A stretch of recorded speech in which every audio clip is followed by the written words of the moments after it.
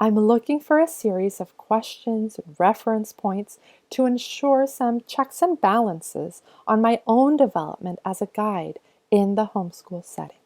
Well, I absolutely love this question because it gets at the core of what it means to be a prepared adult.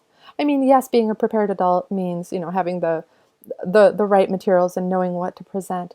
But more than anything, it means taking time to reflect on our own development and what we are doing to build ourselves as whole human beings, right? Because we are models for the children of what it means to be a human being with all our greatness and all our imperfections. So I could come up with some questions and reference points on my own, but why reinvent the wheel? And so I want to share with you a resource that I've used for years and a woman that has fundamentally transformed how I see myself, how I see my role as a homeschooling parent and just a parent in general, and even as a human being. And that is Brene Brown. And I don't know if you're familiar with her. If you're not, I highly recommend that you look into her work. And that's what we're going to do right now. We're going to look into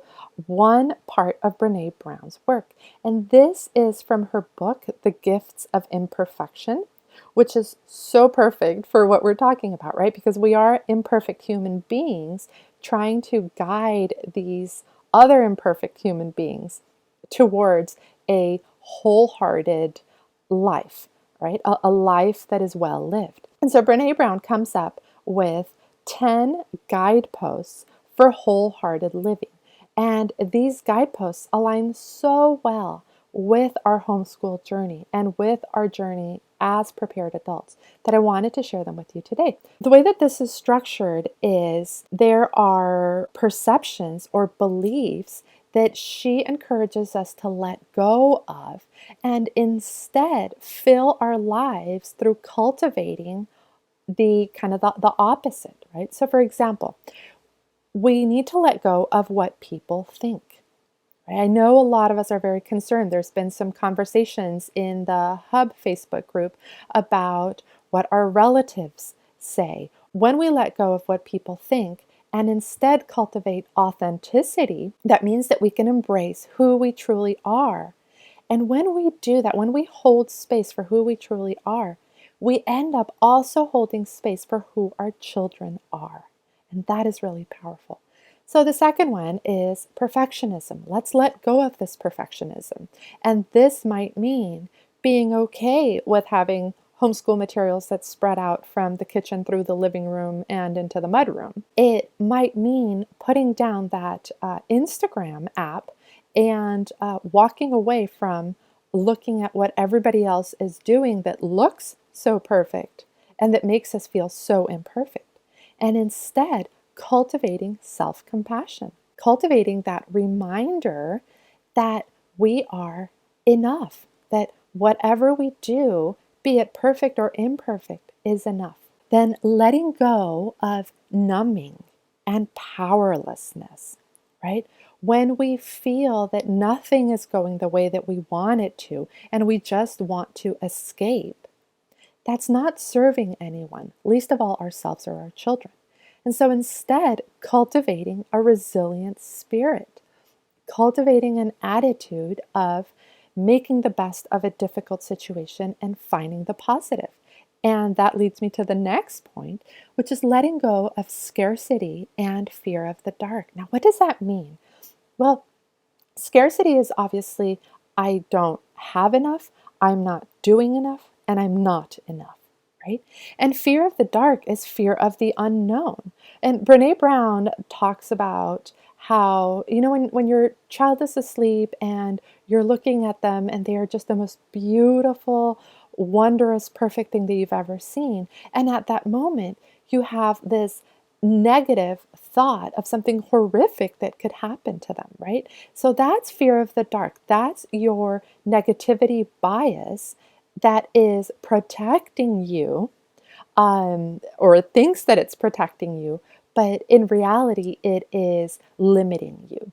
And so what Brene Brown says that we need to do is to cultivate gratitude and joy.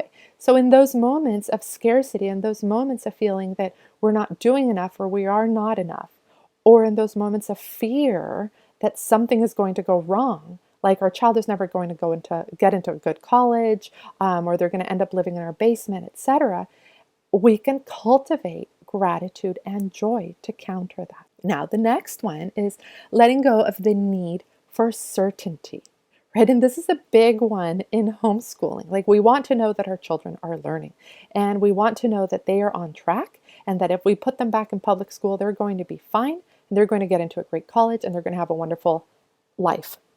And that nobody can guarantee you. Absolutely nobody.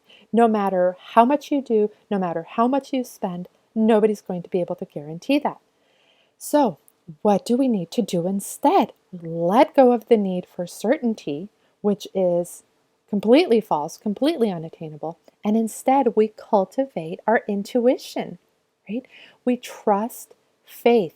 And what does this mean from a Montessori perspective? Well, it means that we observe, because when we're able to observe our children, we see their inner teacher working through them. We see this powerful human drive for self-development working through them. And that gives us faith that we're not working alone. Now, the next one is letting go of comparison. And again, can we please put down the Instagram app for a little bit? Because we are driving ourselves insane. And I do too. I honestly try not to spend a lot of time on Instagram. I do it because I love sharing what we're doing, because I love inspiring other people. But I also do it, if you notice my Instagram account, I try to keep it very real. I talk about our struggles. I talk about my children's learning differences and the things that I am working through. I talk about the fact that, I go to therapy and all of those things, because that comparison that happens on Instagram and other apps is really, really detrimental. So what should we do instead? Well, let's cultivate our own creativity, right? There is no wrong answer when we are being creative, because it's coming from inside of us. So it cannot be wrong if it's coming from inside of us and it's coming from a place of goodness. So be creative. Create your own life. Create your own homeschool journey. It's not somebody else's homeschool journey. It is yours. Now, the next one, and I can barely read it here, the next one is exhaustion as a status symbol and productivity as self-worth. Oh, this is a big one. In our society, and Western society in general, there is this big push to always be doing something, to always be doing more. The more materials you make, the more lessons you give, all of that is supposedly going to help you feel like you are enough, like you did enough, and that you're then going to be successful. But nothing could be further from the truth, because when you are depleted, you cannot offer anything. So when you are empty, then you can't pour from your cup, right? You cannot pour from an empty cup. So what do we need to do? We need to cultivate play, and we need to cultivate rest.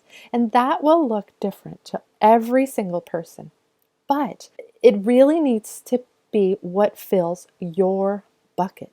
So for example, for me and for a small group of my friends, play and rest looks like Friday nature play days. And this is as much for the children as it is for the adults, because we come together and we laugh and we cry and we vent our frustrations and we do yoga and we hike and we just refill and reset for the week ahead. And I cannot tell you how valuable this is. So whatever works for you, be it alone or with a group, please take time to play and rest. The next one is letting go of anxiety as a lifestyle. And yes, we live in very uncertain times. But one thing that has really helped me here is I'm a big history buff, and so I love watching history documentaries. And it has helped me totally shift my perspective because I've started to realize that, chaos and corruption and uncertainty have been the norm throughout human existence on this planet. I mean, really. And so, in a sense, we're not living through anything that other humans have not lived before. And yet, humans have always been resilient and have always been able to overcome adversity. And so can we. So, how can we stay sane during these really crazy times? Well, by cultivating calm and stillness. Right? And this can be as simple as taking 30 seconds to breathe, or taking 2 minutes to stretch, or walking outside your house and just going for a walk around the block if your children are a little older and can stay home alone. Just finding some quiet time for yourself is essential. Now, the next one to let go of is self-doubt and supposed to.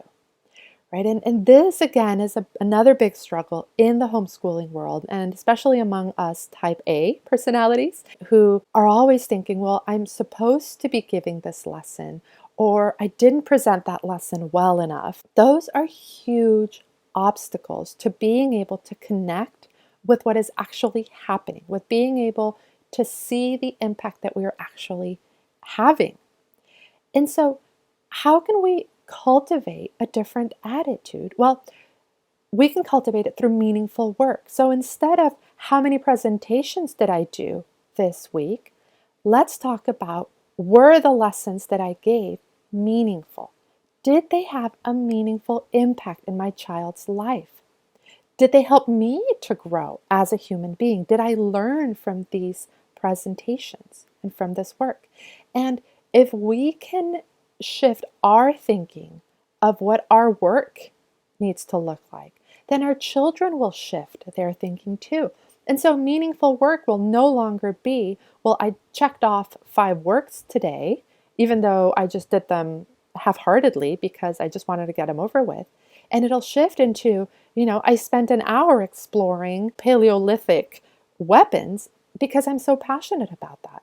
That is meaningful work. And the last one is the idea of being cool and always being in control. Again, I go back to Instagram and social media where we see these influencers who look like they have it all under control, and they always know exactly the right thing to present to their child. And their child is always seated with a perfect hairdo and doing their little materials with clean clothes. And meanwhile, our house looks like the monkeys escaped from the zoo, right? And so what we want to do instead is to cultivate the things that fill us up. We want to cultivate what really makes us human. And I don't know about you, but you cannot be focused on being perfect and being in control when you are in tune with yourself through dancing, through singing, through making music together, and through laughing. And so if all else fails and you feel like this day is just awful and nothing good came out of it, put away the materials, put away the cell phones, put on some music, dance, laugh, and just enjoy being human, enjoy being together, and enjoy this really, really brief period in your lives where you get to be the driving force in your child's growth, in your child's development, and in how your child sees the world. So I hope that this has been helpful. Please do let me know if you want to talk about any of these guideposts more in detail, or if you want to create something where we work through them together, because these guideposts are what is going to make a difference in all of our lives.